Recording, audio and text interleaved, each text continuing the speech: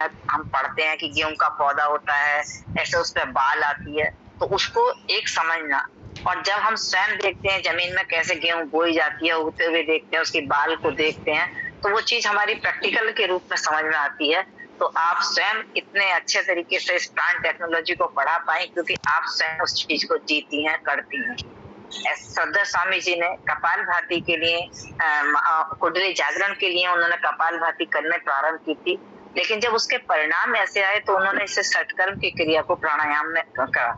हालांकि हमारी कपालभाति क्रिया षटकर्म की क्रिया कहलाती है, क्लींजिंग की क्रिया कहलाती है, अपने ऑर्गन्स को क्लीन करना, किसके माध्यम से? अपने प्राणों के माध्यम से, वायु के माध्यम से। तो लेकिन इसके जिस समय उन्होंने परिणाम देखे कि कैंसर जैसा रोग जो हम केवल अपनी सांसों के, अपने प्राण के, अपने वायु के माध्यम से ठीक कर सकते हैं, तब उन्होंने इस चीज को जन जन तक पहुंचाने का एक प्रयास किया। हालांकि बहुत सारे योगी हैं जो योग कर रहे हैं और इन श्रद्धा हो सकता है श्रद्धा स्वामी जी से ज्यादा भी अच्छे पढ़े हों, लेकिन हम किसी चीज को साधारण तरीके से जब हम जन जन तक उस चीज को पहुंचाते हैं और उसको जन साधारण तक लाभ होता है, तो उस सरल तरीके से जिस चीजें से प्रेजेंटेशन श्रद्धा स्वामी जी ने किया, शायद कोई योगी आज तक नहीं कर पाया।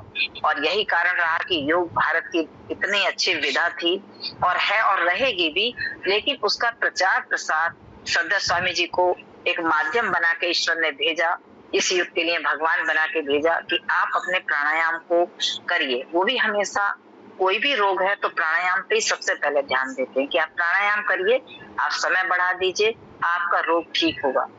और हम लोग अगर ये प्रोग्राम देखते हैं श्रद्धा स्वामी जी को अगर सुबह आप आस्था पे सुने या इंडिया टीवी पे सुने, तो आप देखते होंगे कि अपना जो लोग अनुभव बताते हैं वो कैसे बताते हैं कि स्वयं करने के बाद बताते हैं। जब सब जगह से इंसान हार जाता है तब वो प्राणायाम के माध्यम से पहुंचता है, जहाँ कहते हैं और ये डॉक्टर्स भी कहते हैं भाई अब कुछ नहीं हो सकता, आप ईश्वर से प्रार्थना करिए।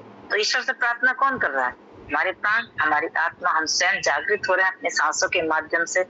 क्योंकि ऐसा हमारे मध्य प्रदेश के साथ जब हमारा दीदी QCI का एक सत्र चल रहा था, तो मुझे भी मौका मिला करने का, पंच प्राण के ऊपर मैंने अपना ये सत्र दिया था। तो वहाँ एक बहन ने बताया कि उनको बिल्कुल डॉक्टर ने डेड घोषित कर दिया था कि आप इनको ले जाइए, आप कुछ नहीं हो सकता। लेकिन धीरे धीरे उनके रूम में उन्होंने ये चिकित्सा प्रारंभ की।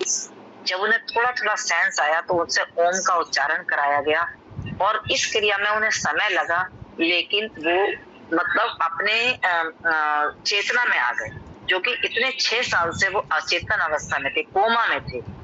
जब उन्हीं के रूम में प्रतिदिन हवन किया गया, ओम का उच्चारण किया गया, शंख की ध्वनि बजाई गई, तो वो धीरे धीरे उन्होंने बताया कि वो 6 महीने के अंदर उनको जो 6 साल से कोमा में थे वो अपने आप को पहचानने और बोलने लगे। तो ये ईश्वरीय शक्ति नहीं है, ये प्राण किसकी शक्ति है? यही सारी चीजें हैं। कोई मेडिकल साइंस नहीं कर पाया था 6 साल का है। ये तो प्राण का आपने बताया। मैं तो खुद अपने अभी जब ये हमारे योग प्रशिक्षण शिविर चल रहे थे तो उसमें एग्जाम ले रहे थे हम। तो एग्जाम लेते हुए जब उस भाई का नंबर आने वाला था, बता दिया था इनके बाद तुम अपना तैयार करो कैमरा वगैरह, क्योंकि उसमें फिर टाइम ज्यादा लग जाता है सेट करते हो। तो जैसे वो सेट करके खत्म होने वाला था, मैं कहा भाई अब तुम लोग भी तैयार हो जाओगे, तुम्हारा नंबर है। तो उसके बाद वो एकदम बोला कि दीदी, मैं कहा हाँ बोलिए, कि वो मैं अपना प्रैक्टिकल नहीं दे पाऊंगा। मैं कहा क्यों नहीं दे पाओगे भैया, इतनी देर से तो आप बैठे थे। तो बोले कि मेरी माता जी को ना एकदम पसीना पसीना आ रहा है, उसने अपना कैमरा घुमा दिया। तो वास्तव में एकदम इतना पसीना, मैं समझ गई कि इनको अटैक तो आया है 100%। मैं कहा भैया घबराओ मत और बेशक हॉस्पिटल ले जाओ, लेकिन हॉस्पिटल ले जाने तक आप ऐसे करो, इनको अपान वायु मुद्रा अपने हाथ से बनवा के 2 मिनट के लिए बैठो, सब लेके जाना। और दीदी ये तो चलिए प्राणायाम कर रहे हैं, मुद्राओं का भी इतना लाभ होता है कि अपान वायु मुद्रा जैसी बनाई और वो जो एकदम इतना पसीना आ रहा था ना, तो 5 मिनट बनवाई और फिर लेके गए। और जब हॉस्पिटल लेके गए तो वहीं से फोन आया कि दीदी तो अटैक ही आया था।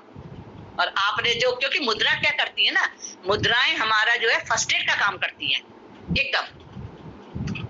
और वो हॉस्पिटल तक ले गए नहीं तो कुछ भी हो जाता। अपान वायु मुद्रा इतनी लाभकारी है। बीपी हाई हुआ होगा, जो भी कुछ है बीपी के लिए तो ही अनुलोम विलोम करो और एक हाथ से अपान वायु मुद्रा बना लो, इतना लाभ हुआ। तो मैं कहा भैया कोई बात नहीं, अब माता जी कैसी है, कि दीदी मेरा आप जो है शाम को ले लेना, फिर उनका फिर शाम को लिया था। ठीक है, कोई बात नहीं है। तो भाई प्राणायाम और प्राणायाम के साथ में अगर हमारी मुद्राएं चल रही है बराबर, तो कोई ऐसा नहीं है, और मन से अगर कोई करता है तो कोई ऐसी वो शक्ति नहीं है जो व्यक्ति ठीक ना हो। बिल्कुल सही बात है दीदी, क्योंकि मेरी क्लास में भी एक महिला थी, वो आ रही थी मॉर्निंग में और उनको तो पैरालिसिस का अटैक हुआ। तो उन्हें ये मैं रोज बताती थी कि आप अनुलोम विलोम करिए, अगर कोई आपके साथ में है तो जब तक आप डॉक्टर के पास जा रहे हैं अनुलोम विलोम कर लीजिए। और हम जो कपड़े सुखाने वाली चुटकी होती है ना दीदी, उसको अगर उंगली में लगा देते हैं ना तो उनसे हमारा पॉइंट बहुत जल्दी प्रेशर होता है। तो वो वहीं बैठ कर अनुलोम विलोम करती रही, हालांकि उनको फर्क पड़ा, लेकिन अपने मतलब अवस्था ऐसी रही कि वो अपने होश में रही। तो वो तुरंत अनुलोम विलोम करती रही और उसके बाद क्लास तक भी आ गई। कुछ देर बाद उनको लगा कि मेरा एक हिस्सा तिरछा हो रहा है, तो मैंने कहा लगातार आप अनुलोम विलोम करते रहो। तो ये सारी चीजें हमें जानकारी में सदर स्वामी जी के माध्यम से ही आई। हम भी इतना नहीं जानते थे इस चीज को। ऐसा हो रहा था शिविर में ना आके, ऐसी अगर स्थिति हो रही थी ना, तो शिविर में ना आके घर पे बैठ के करो, क्योंकि आ रहे कुछ रास्ते में गिर जाए तो दिक्कत हो सकती है। इसलिए घर पे ही बैठ के करो। हाँ, वो आ चुकी थी जब तक, फिर उनको भेज दिया घर। लेकिन वो फिर भी आज तक इस बात को रियलाइज करती है कि अगर मैं अनुलोम विलोम तुरंत स्टार्ट नहीं करती तो क्या हो गया होता। तो ये सारी चीजें हैं। और इसीलिए स्वामी जी आज जो कुछ बताते हैं, तो क्या पूरी दुनिया ने 200 देशों ने ऐसे ही तो स्वीकार नहीं किया प्राणायाम को, योग को? तो अंतरराष्ट्रीय स्वामी जी ने तो जब सब लोग जुड़े थे पहली बार में, तो स्वामी जी ने यही शब्द थे स्वामी जी के कि मैं हर जगह नहीं जा सकता हूँ पूरे भारत में, अपना प्रतिरूप बनाकर भेज रहा हूँ, मुझे धोखा मत देना, है ना। तो हम सब लोग तो इसलिए तो सेवा में लगे हुए हैं, तो वही भाव अंदर भरे हुए हैं, सेवा दे रहे हैं। देखिए रंजना जी ने तो अपना एक्सीडेंट कर मारा था, लेकिन बची, निस्वार्थ भाव की सेवा से गई हुई थी, है ना। कर मारा नहीं, मतलब कर दिया किसी तो ये जो भावनाएं होती है ना, जो गुरु ने कह दिया एक बार, बस उसी पे अटल रहो। तो अटल हो गए, तो अब तो कितने साल हो गए करते करते, स्वस्थ है शरीर और ऐसे आगे चलता रहेगा। जी, बहुत ही सुंदर सत्र दीदी आज आपका रहा। और मैं समझती हूँ कि आज से पहले शायद आपको अपने सांसों के माध्यम की इतनी जानकारी नहीं होगी जो आज आपने करी, क्योंकि ये साइंटिफिक वे है। आपने केवल ऐसा, इसमें कोई आपने बात नहीं सुनी, आपको साइंस के साथ, क्योंकि दीदी खुद केमिस्ट्री की लेक्चरर रही है, और आप सोचो कि वो एक इतने प्रमाण के साथ, आपको तथ्यों के साथ, कहाँ से उन्होंने अपने इस पूरे नैनो टेक्नोलॉजी को पढ़ा, हमारे सामने प्रस्तुत किया, तो सारे डेटा के साथ करा। तो हम अपनी इस वायु से क्या नहीं कर सकते, अपने प्राणों की रक्षा कर सकते हैं। दीदी बहुत आपका हृदय से आभार व्यक्त करते हैं हम सब कि आपने हमें इतनी सुंदर जानकारी दी, और आज इतने लोगों को इस चीज की बारीकियों का पता चला कि हम जो सांस लेते हैं वो कितनी महत्वपूर्ण है, ये प्राण हमारे कितने महत्वपूर्ण हैं। तो इस सब के लिए बहुत ही सुंदर रहा। और आपका सत्र तो जितनी बार सुनते हैं उतनी बार नया कुछ लगता है, ऐसा लगता है कि आज फिर से कुछ नई चीज सुनी, क्योंकि आज भी आपने जो गूगल से पढ़ा वो नया था। अगले हम इतने सत्र आपके सुन चुके हैं, तो हर बार कुछ ना कुछ नया होता है। तो बहुत बहुत धन्यवाद दीदी, वास्तव में आपका बहुत ही